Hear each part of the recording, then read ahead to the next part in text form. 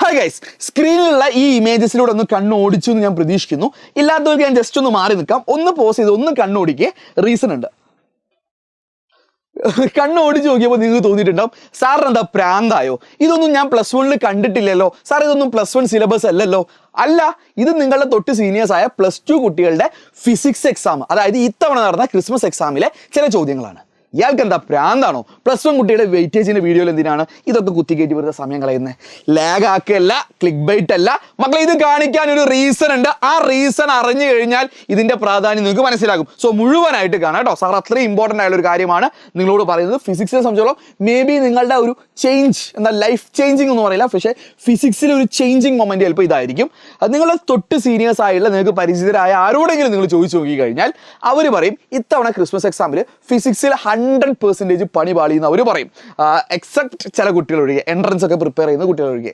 കാരണം ചോദിച്ചു കഴിഞ്ഞാൽ അവർ പറയും സാറേ ഇത്തവണ പല ചോദ്യങ്ങളും സ്ഥിരമായി ചോദിക്കുന്ന പല ചോദ്യങ്ങളും അവർ ചോദിച്ചില്ല, പകരം ന്യൂമറിക്കൽസ് ആണ് ചോദിച്ചത്, അതായത് പ്രോബ്ലംസ് ആണ് ചോദിച്ചത്. നിങ്ങൾ നോക്കിക്കേ, ഈ കാണുന്നതെല്ലാം, ഈ ബോർഡ് നിറച്ചും കാണുന്ന ഈ ചോദ്യങ്ങളെല്ലാം പല പല എക്സാമിൽ ചോദിച്ചതല്ല, ഒരൊറ്റ എക്സാമിൽ ചോദിച്ചതാണ്. 11 ന്യൂമറിക്കൽ ക്വസ്റ്റ്യൻസ് ആണ് ഇത്തവണ +2 ക്രിസ്മസ് എക്സാമിന് ഫിസിക്സിന്റെ കേസിൽ വന്നത്. അതും പലതും നമുക്ക് സ്കിപ്പ് ചെയ്യാൻ പറ്റാത്ത ക്വസ്റ്റ്യനാണ്. ഈ കാണുന്ന ചോദ്യങ്ങളെല്ലാം ഏതെങ്കിലും ചോദ്യത്തിന്റെ B ക്വസ്റ്റ്യനോ C ക്വസ്റ്റ്യനോ ആണ്. അപ്പോൾ നിങ്ങൾക്ക് സ്കിപ്പ് ചെയ്യാനും ഓപ്ഷൻ ഇല്ല. അപ്പോൾ ഇതെന്തിനാണ് നിങ്ങളോട് പറയുന്നത് വെച്ച് കഴിഞ്ഞാൽ, ഇത് മുൻ വർഷവുമായിട്ട് കമ്പയർ ചെയ്യുമ്പോൾ അസാധാരണമാണ്. അതായത് ഇങ്ങനൊരു പാറ്റേൺ ഇല്ലായിരുന്നു. 11ഓളം ചോദ്യങ്ങൾ ന്യൂമറിക്കലിന്, 11ഓളം ചോദ്യങ്ങളായിട്ട് 21 മാർക്ക് ന്യൂമറിക്കലിൽ വന്ന ചരിത്രം റീസെൻ്റ് ആയിട്ടില്ല. അപ്പോൾ എന്ന് വെച്ചിട്ട് ഇത് ചോദിക്കാൻ പാടില്ല എന്നൊന്നുമില്ല, അങ്ങനത്തെ പ്രശ്നങ്ങളൊന്നുമില്ല. പക്ഷെ അവരെന്ത് ചെയ്തിട്ടുണ്ട്, ഒരു ക്വസ്റ്റ്യൻ പാറ്റേൺ ചേഞ്ച് ഇവിടെ കൊണ്ടുവന്നിട്ടുണ്ട്. നിങ്ങളെ സംബന്ധിച്ചിടത്തോളം അതെനിക്ക് കൃത്യമായി പറയാം, മാത്സിൽ നിങ്ങൾ അത് കണ്ടവരാണ്, അനുഭവിച്ചവരാണ്. +1 മാത്സ് കൈ പൊള്ളാത്ത വളരെ ചുരുക്കം കുട്ടികളെ കേരളത്തിലുള്ളൂ ഈ ക്രിസ്മസ് എക്സാമിനെ സംബന്ധിച്ചിടത്തോളം നോക്കുമ്പോൾ. അപ്പോൾ പാറ്റേൺ ചേഞ്ച് ഉണ്ട്. എസ്പെഷ്യലി അത് +1 നടപ്പാക്കിയാൽ നെക്സ്റ്റ് ഇയറിൽ +2 അവർക്ക് പൂർണ്ണമായി നടപ്പാക്കാൻ പറ്റും. സോ മാത്സിൽ എക്സ്പെക്ട് ചെയ്ത പോലെ ഫിസിക്സിലും ഒരു പാറ്റേൺ ചേഞ്ച് നിങ്ങൾക്ക് എക്സ്പെക്ട് ചെയ്യാം എന്ന് തന്നെ ഞാൻ പറയാണ്. ഇനി അവർക്ക് വളരെ വളരെ എന്താണ് മടി പിടിച്ചാൽ മാത്രമേ അവർ പഴയ രീതിയിലുള്ള ക്വസ്റ്റ്യൻ പേപ്പർ സെറ്റ് ചെയ്യുള്ളൂ. കൃത്യമായ ഡയറക്ഷൻസ് ഉണ്ട് ക്വസ്റ്റ്യൻ പേപ്പേഴ്സ് പാറ്റേൺ മാറ്റാൻ വേണ്ടിയിട്ട്. So you can expect some numerical questions also. റീസണും കൂടി ഞാൻ പറഞ്ഞുതരാം, എന്നിട്ട് നമ്മൾ വീഡിയോയുടെ കോർ ഭാഗത്തേക്ക് വരാം കേട്ടോ. അപ്പോൾ ഈ ഭാഗം വരെ സ്കിപ്പ് ചെയ്യാത്തവരുണ്ടെങ്കിൽ ഒന്ന് ലൈക്ക് അടിക്കണേ, ഒന്ന് ഷെയർ ചെയ്ത് കൊടുക്കുക ഫ്രണ്ട്സിന്. കാരണം ഞാൻ ഇത്രയും പറഞ്ഞത് വളരെ സീരിയസ് ആണ്. ഇത് നിങ്ങൾ ഇതേപോലെ ഇതേ ഇൻറ്റൻസിറ്റിയിൽ ഫ്രണ്ട്സിന് പറഞ്ഞു കൊടുക്കാൻ പറ്റുമെങ്കിൽ പറഞ്ഞു കൊടുക്കുക, ഇല്ലെങ്കിൽ വീഡിയോ ഒന്ന് ഷെയർ ചെയ്യാം. ശരി, എന്തിനാണ് ന്യൂമറിക്കൽസ് ഇത്രയും വരുന്നത് നല്ലത് എന്ന് ഞാൻ പറയാൻ റീസൺ എന്ന് പറഞ്ഞു കഴിഞ്ഞാൽ, നിങ്ങൾക്ക് ഇത് കഴിഞ്ഞ് വരുന്ന പല പല കോമ്പറ്റീവ് എക്സാംസ്, ഈവൻ നിങ്ങൾ JEE NEET പോലെയുള്ള എക്സാംസ് അല്ല, ഈവൻ ഇപ്പോൾ CUT, ഇനിയിപ്പോൾ കീം, അതല്ലാതെ ഇപ്പോൾ നേഴ്സിങ്ങിന് പോലും എൻട്രൻസ് എക്സാംസ് വരികയാണ്. പല പല കോമ്പറ്റീവ് എക്സാമിന് പോകുമ്പോൾ ന്യൂമറിക്കൽ ക്വസ്റ്റ്യൻസ് അതും ഒബ്ജക്റ്റീവ് ആയിട്ടാണ് ചോദിക്കാറ്. ഈവൻ ഇത് കഴിഞ്ഞ് വരുന്ന PSCസിൽ പോലും +1 +2 സിലബസ് ഒക്കെ കടന്നു വരുന്നുണ്ട്. അപ്പോൾ അവിടെയൊക്കെ നിങ്ങൾക്ക് ന്യൂമറിക്കൽ സ്കിൽസ് ആവശ്യമുണ്ട്. അപ്പോൾ അതിന് ഒരു ലോങ് ടേം ആയിട്ട് ഇത് വളരെ ഷോർട്ട് ടേം ആയി നോക്കുമ്പോൾ നിങ്ങൾക്ക് ചെറിയൊരു ബുദ്ധിമുട്ട് ഇപ്പോൾ തോന്നുമെങ്കിലും ന്യൂമറിക്കൽ ചോദ്യങ്ങൾ ക്വസ്റ്റ്യൻ പേപ്പറിൻ്റെ കൂടുതൽ ഭാഗമാവുന്നത് നല്ല കാര്യമാണ്. തുടക്കത്തിൽ ഒരു ബുദ്ധിമുട്ടൊക്കെ ഉണ്ടാവുമെങ്കിലും നിങ്ങൾക്ക് അത് അഡ്ജസ്റ്റ് ചെയ്യാൻ പറ്റുമോ? ഡോൺ വറി, സമയമുണ്ട്. ക്രിസ്മസ് എക്സാം ആണ്. മാത്സിൽ നിങ്ങൾ കൈ പൊള്ളിയത് കൊണ്ട് തന്നെ നിങ്ങൾ മോഡൽ ആകുമ്പോഴത്തേനും എനിക്ക് ഉറപ്പുണ്ട് കേരളത്തിലെ നല്ലൊരു ശതമാനം കുട്ടികളും ഒന്ന് എഫേർട്ട് കൂട്ടും, ഒന്ന് മാത്സ് സീരിയസ് ആയി കാണും. അവർക്ക് നല്ല മാർക്ക് ക്രിസ്മസിനും മോഡലിനും അത് കഴിഞ്ഞ് പബ്ലിക്കിനും കിട്ടും കേട്ടോ. നിങ്ങൾ എഫേർട്ട് എടുത്താൽ മതി പാറ്റേൺ ചേഞ്ചിനനുസരിച്ച്. അപ്പോൾ ഫിസിക്സിൻ്റെ കേസിൽ ന്യൂമറിക്കൽസ് വരും. ഓക്കെ, സോ അത് വളരെ ഇമ്പോർട്ടൻ്റ് ആണ്, നിങ്ങളത് ശ്രദ്ധിക്കുക കേട്ടോ. ഇനി നമ്മളുടെ കാര്യമായ ഈ ടോപ്പിക്കിലേക്ക് വരുന്നു. ഈ ടോപ്പിക്കിൽ എന്താണെന്ന് വെച്ച് കഴിഞ്ഞാൽ നമ്മൾ ഫിസിക്സിൻ്റെ വെയിറ്റേജ് ആണ്. ഇതിനാണ് നിങ്ങൾ വെയിറ്റ് ചെയ്തതെന്ന് എനിക്കറിയാം. അപ്പോൾ ജസ്റ്റ് കുറച്ച് കാര്യങ്ങൾ ഇമ്പോർട്ടൻ്റ് ആയുള്ള കാര്യങ്ങൾ പറഞ്ഞതാണ്. അഗ്രി ചെയ്യുന്നെങ്കിൽ ഒന്ന് കമൻറ്റ് ചെയ്യണം. അപ്പോൾ നമുക്ക് നോക്കുകയാണെങ്കിൽ ലേറ്റസ്റ്റ് ആയുള്ള സ്കീം ഓഫ് വർക്ക് നോക്കുകയാണെങ്കിൽ നമുക്ക് 11 പാഠങ്ങളുണ്ട് മക്കളെ. 11 പാഠങ്ങളാണ് നമുക്ക് മൊത്തമായി പഠിക്കാനുള്ളത്. അതായത് നിങ്ങൾക്ക് ടേം 1 നടന്നിട്ടില്ല, ഒഫീഷ്യലായിട്ട് ടേം 1 നടന്നിട്ടില്ല. അത് കാരണം ടേം 2 വരുന്ന സമയത്ത്, അതായത് ക്രിസ്മസ് എക്സാം വരുമ്പോൾ ഫസ്റ്റ് ടേമിലുള്ള ചാപ്റ്റേഴ്സും കൂടി ഇവിടെ ഇൻക്ലൂഡ് ചെയ്ത് പഠിക്കണം. നിങ്ങളത് മാത്സിലും കണ്ടതാണ്. അപ്പോൾ ഇവിടെ നമുക്ക് ടേം 1 യൂണിറ്റ്സ് മുതൽ ലോസ് ഓഫ് മോഷനുള്ള 4 പാഠങ്ങളും, അത് കഴിഞ്ഞ് ടേം 2 വർക്ക് എനർജി മുതൽ തെർമോഡൈനാമിക്സ് വരെയുള്ള ബാക്കിയുള്ള 6 പാഠങ്ങളുമാണ് മൊത്തമായിട്ട്. 7 പാഠങ്ങളും പഠിക്കാനുണ്ട്. സോ മൊത്തം നിങ്ങൾക്ക് പാഠങ്ങൾ നോക്കുകയാണെങ്കിൽ 11 പാഠങ്ങളാണ് ഓവറോൾ ഫിസിക്സിൻ്റെ കേസിൽ നിങ്ങൾക്ക് പഠിക്കാനുള്ളത്. ഇതൊരു റിയാലിറ്റിയാണ്, അക്സെപ്റ്റ് ചെയ്തേ പറ്റൂ. മാത്സിൻ്റെ കേസിൽ ലാസ്റ്റ് ചാപ്റ്റർ എനിക്കൊന്ന് ലിമിറ്റ്സ് ആൻഡ് ഡെറിവേറ്റീവ്സോ ആ ചാപ്റ്റർ ആണ് തോന്നുന്നു. അവസാന ചാപ്റ്റർ ഒഴിവാക്കിയിട്ടുണ്ട്, പക്ഷേ ഫിസിക്സിൽ ഉറപ്പിക്കേണ്ട. അപ് ടു തെർമോഡൈനാമിക്സ് ചോദിക്കാനുള്ള അധികാരം എന്തുണ്ട് അവർക്കുണ്ട്. അവരിറക്കിയ സ്കീം ഓഫ് വർക്ക് പ്രകാരം നമുക്ക് എന്തായാലും അറ്റ്ലീസ്റ്റ് തെർമൽ പ്രോപ്പർട്ടി വരെ നമുക്ക് ചോദ്യങ്ങൾ എക്സ്പെക്ട് ചെയ്യാം. അപ്പോൾ ഇതിൻ്റെ വെയിറ്റേജ് ഒക്കെ കൊടുത്തിട്ടുണ്ട്. അപ്പോൾ വെയിറ്റേജ് നോക്കുകയാണെങ്കിൽ ഡെഫിനറ്റ്ലി ഏറ്റവും കൂടുതൽ വെയിറ്റേജ് വരുന്നത് ഒന്ന് ഫ്ലൂയിഡ്സിനാണ്, മറ്റൊന്ന് ഗ്രാവിറ്റേഷനാണ്, പിന്നെ ഒന്ന് വർക്ക് എനർജി പവറിനും ലോസ് ഓഫ് മോഷനും മോഷനെ പ്ലെയിനും ഒക്കെയാണ് കേട്ടോ. സോ ഈ ചാപ്റ്റർ തന്നെ ആയിരിക്കും നിങ്ങൾക്ക് ഏറ്റവും കൂടുതൽ വെയിറ്റേജ് വരിക. തീർന്നില്ല, നമ്മൾ ഈ വീഡിയോ കുറച്ചുകൂടി ഡീറ്റെയിൽ ആയിട്ട് പോവുകയാണ്. ക്വാളിറ്റി ഉള്ളൊരു കണ്ടന്റ് നിങ്ങൾക്ക് തരണമെന്ന് എനിക്ക് നിർബന്ധമുണ്ട്. അതുകൊണ്ട് നമ്മൾ എന്ത് ചെയ്തു, മുഴുവൻ വർഷത്തെ മാർക്ക് ഡിസ്ട്രിബ്യൂഷൻ നമ്മൾ നോക്കി. റീസെൻ്റ് ആയിട്ട് നടന്ന 5 വർഷത്തെ നോക്കുകയാണെങ്കിൽ 2023 എക്സാമ്പിളാണ്. 23 യൂണിറ്റ്സ് മുതൽ അങ്ങ് തെർമൽ പ്രോപ്പർട്ടി തെർമോഡൈനാമിക്സ് വരെ ചോദ്യം വന്നിട്ടുണ്ട്. അതായത് സെയിം സ്കീം ഓഫ് വർക്ക് ആയിരുന്നു കഴിഞ്ഞ വർഷം, അതിൽ നിന്ന് അപ് ടു തെർമോഡൈനാമിക്സ് വരെ ചോദ്യം വന്നിട്ടുണ്ട്. അപ്പോൾ ഇതേ ഒരു പാറ്റേൺ നമുക്ക് എക്സ്പെക്ട് ചെയ്യാം. അറ്റ്ലീസ്റ്റ് തെർമൽ പ്രോപ്പർട്ടി വരെയെങ്കിൽ നിങ്ങൾ നിർബന്ധമായിട്ട് പഠിക്കണം. തെർമോഡൈനാമിക്സ് ഉറപ്പ് പറയുന്നില്ല, പക്ഷേ ഉണ്ടായേക്കാം ചോദ്യങ്ങൾ വരാനുള്ള ചാൻസ് വളരെ കൂടുതലാണ് കഴിഞ്ഞ വർഷമായിട്ട് കമ്പയർ ചെയ്യുമ്പോൾ.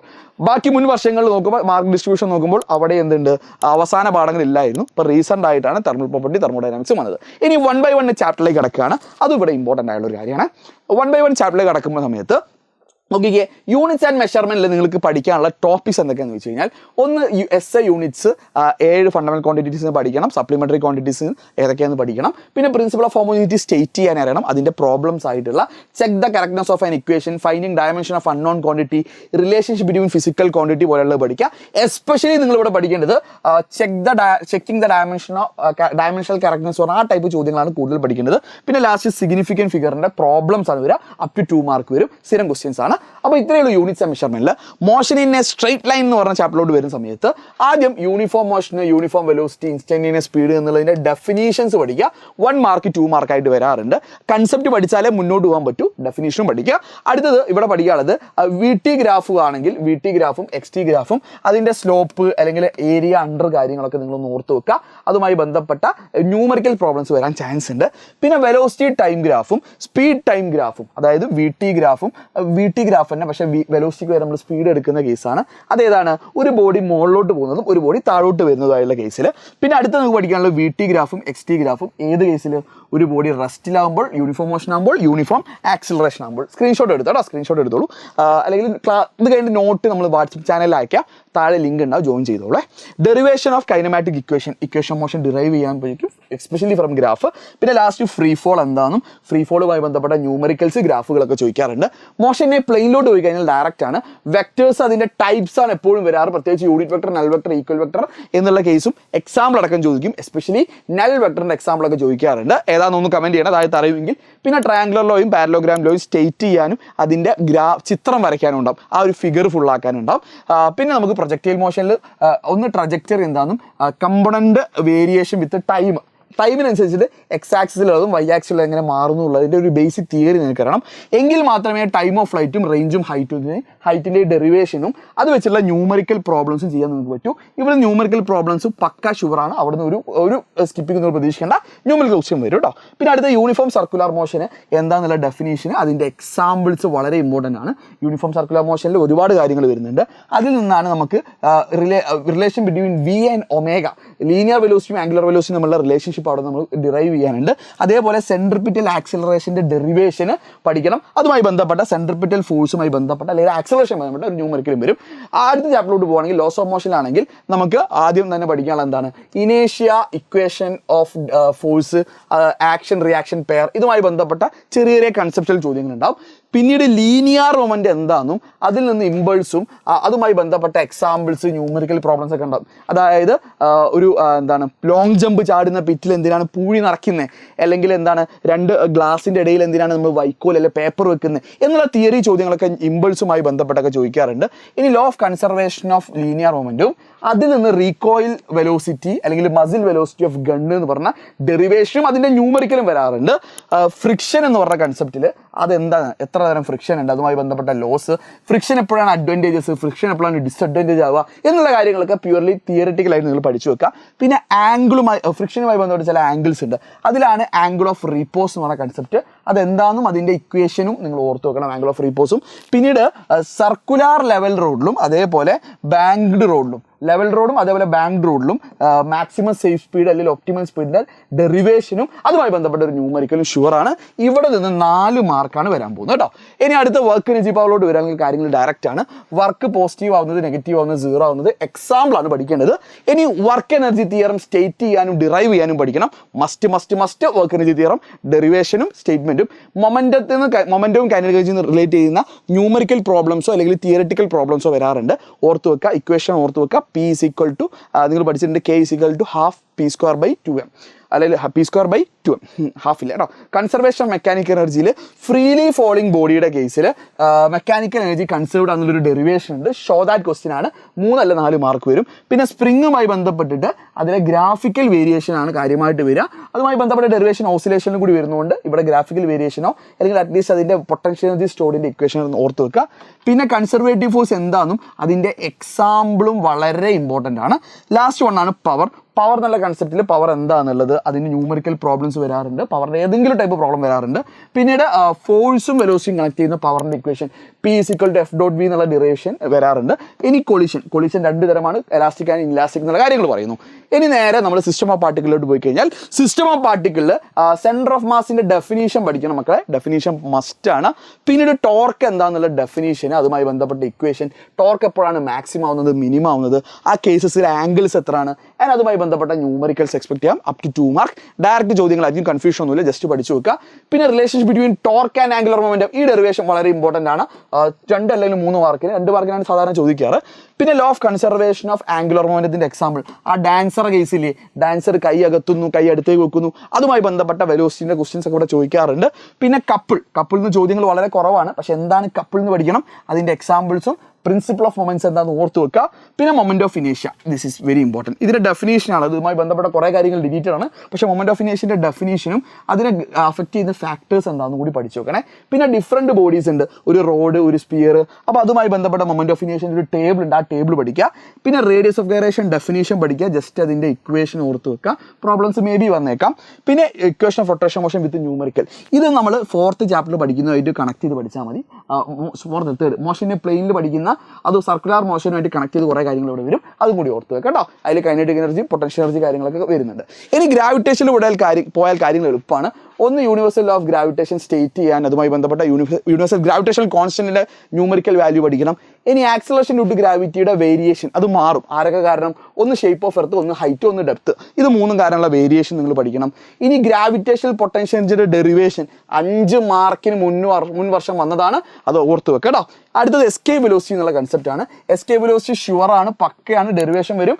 May be gravitational potential energy എന്നായിരിക്കും എസ്കേപ്പ് വെലോസിറ്റി ഡെറിവേഷൻ വരാം, പഠിക്കണം കേട്ടോ. പിന്നെ സാറ്റലൈറ്റിൽ നിന്നാണെങ്കിൽ ഓർബിറ്റൽ വെലോസിറ്റിയോ അല്ലെങ്കിൽ ടൈം പീരീഡോ എനർജിയോ, ഇതിൽ 3 ഏതെങ്കിലും 2 എണ്ണമാണ് മാക്സിമം വരാറ് കേട്ടോ.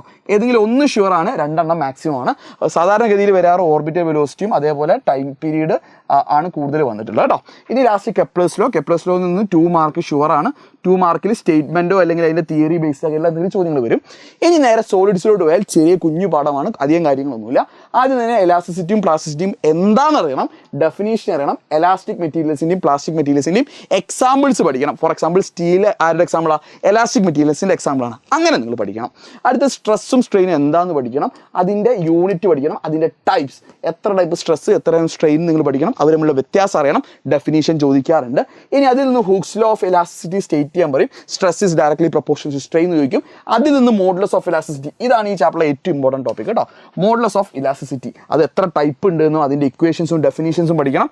ലാസ്റ്റ് സ്ട്രെസ് സ്ട്രെയിൻ കർവ് ഉണ്ട്, ഇതിൽ നിന്ന് 2 അല്ലെങ്കിൽ 3 മാർക്ക് ചോദിക്കും. 2 അല്ലെങ്കിൽ 3 മാർക്ക് ഷുവറാണ് കേട്ടോ, ഓർത്ത് വെക്കുക. അടുത്തത് നമ്മൾ ഫ്ലൂയിഡ്സിലോട്ട് പോകുകയാണെങ്കിൽ ഏറ്റവും വലിയ പാഠമാണ്, വെയിറ്റേജ് കൂടിയ ചാപ്റ്ററാണ്, ഒരുപാട് കാര്യങ്ങളുണ്ട്. അതിൽ പ്രഷറുമായി ബന്ധപ്പെട്ട ചോദ്യങ്ങൾ വളരെ കുറവാണ്. എന്നാലും പ്രഷർ എന്താണെന്നും അതിൻ്റെ പ്രോബ്ലംസ് ഒക്കെ ഒന്ന് ഓർത്ത് വെക്കുക. പ്രത്യേകിച്ച് അറ്റ്മോസ്ഫിയറിക് പ്രഷർ എന്താണെന്നുള്ള കൺസെപ്റ്റ് എങ്കിലും അറിഞ്ഞു വെക്കുക. ഇനി Pascal's law, it is very important, up to 3 or 4 mark. അതിൻ്റെ അപ്ലിക്കേഷനായിട്ട് ലിഫ്റ്റ് ഉണ്ട്, ഹൈഡ്രോളിക് ലിഫ്റ്റ് ഉണ്ട്, അതിൻ്റെ ന്യൂമറിക്കൽ പ്രോബ്ലംസ് ഒരുപാട് തവണ വന്നിട്ടുണ്ട്. ഇനി ഇക്വേഷൻ ഓഫ് കണ്ടിന്യൂറ്റി, അത് ഡിറൈവ് ചെയ്യണം, അതിൽ നിന്ന് അങ്ങനെ ബെർണോളിസ് പ്രിൻസിപ്പിളിലേക്ക് നമ്മൾ എത്തണം, അതിൻ്റെ സ്റ്റേറ്റ്മെൻറ്റ് എന്താണെന്ന് അറിയണം, അതിൻ്റെ ഡെറിവേഷൻസ് പ്രോപ്പറായി പഠിക്കണം. വരുന്ന ചോദ്യമാണ് ഇക്വേഷൻ ഓഫ് കണ്ടിന്യൂറ്റിയും ബെർണോളിസ് പ്രിൻസിപ്പിളും. It's very important. ഇനി എന്താണ് ബെർണോളിസ് പ്രിൻസിപ്പിളിൻ്റെ അപ്ലിക്കേഷൻ എന്നുള്ള സാധനം ഓർത്ത് വെക്കുക. പ്രത്യേകിച്ച് സി ക്വസ്റ്റ്യനൊക്കെ ആയിട്ട് സ്പീഡ് ഓഫ് റിഫ്ലക്സ് എന്ന് പറഞ്ഞ ഡെറിവേഷൻ വരാറുണ്ട്. അതിനെ ടോറിസെല്ലീസ് ലോ എന്ന് വിളിക്കാറുണ്ട്. പിന്നെ എന്താണ് ഡെറിവേഷൻ ഓഫ് ടെർമിനൽ വെലോസിറ്റി. ഈ ടെർമിനൽ വെലോസിറ്റി 3 മാർക്കിൻ്റെ ഡെറിവേഷനാണ്. ആ ടെർമിനൽ വെലോസിറ്റിൻ്റെ ഡെറിവേഷൻ ഓർത്ത് വെക്കുക, പറ്റുക വെച്ചാൽ ഗ്രാഫ് ഓർത്ത് വെക്കുക.